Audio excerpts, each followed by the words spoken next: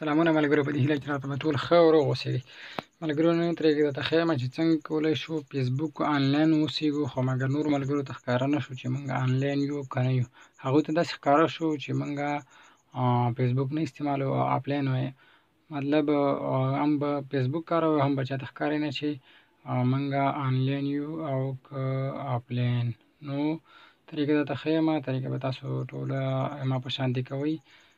دغه ځای باندې به کلیک وکړئ اول.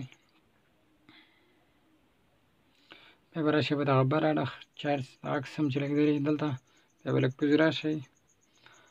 دلته دا ګوره اکټیو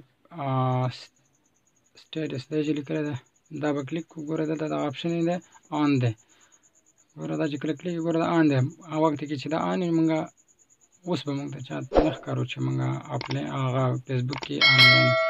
هغه وخت چې دا آنلاین هغه آن وي نو بیا موږ هر چاته معلومیږو چې موږ آنلاین یو فیسبوک استعمالوو. مطلب هغه شین لایټ به زموږ لګېږي.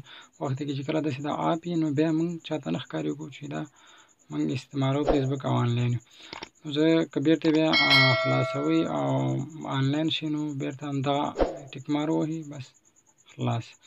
دغه طریقه ملګرو په دې هیله چې خوښ شوې مې ډېره لنډه ویډیو مې په جوړه کړله. نور مو وخت نه نیسمه. والسلام علیکم ورحمة الله وبرکاته.